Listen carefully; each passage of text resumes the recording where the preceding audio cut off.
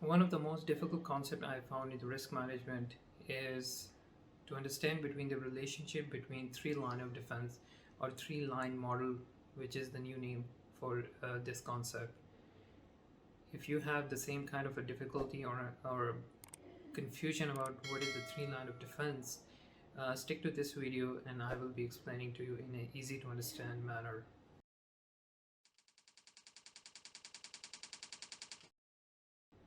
So basically the three line of defense is a concept. It's a very old concept in risk management, which basically tells that to protect the organization in terms of any adverse event or to achieve their desired objective, there is a defense mechanism similar to if you are on a battlefield and you have three layers of defense.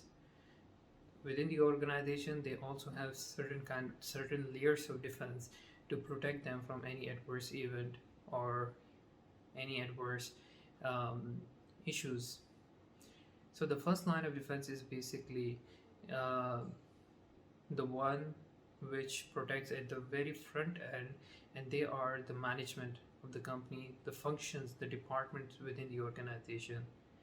These departments basically, whoever runs those departments, the individual at the very bottom of that department is basically the risk owner, to ensure that whatever activity they are performing as intended, as per the policies, as per the design control framework, so that the organization does not fall into any trouble.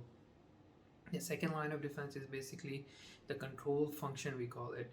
So they are the one who oversee whether the first line of defense is working effectively or not, and if there is a need for adjustments or a new control to be formed, so that department basically facilitate the first line of defense. They have a kind of a partial independence because they are not the front end or the one who are working at the very ground level, so they have that kind of a partial independence. The first line and the second line of defense both report to the management of the company. Now comes the third line of defense. The third line of defense is the internal audit department. They are the one who independently review the first line of the work of the first line of defense, the work of the second line of defense, and give their independent assurance whether they are doing their job in an effective manner in order to safeguard the company. And the internal audit department, they report to the board or audit committee.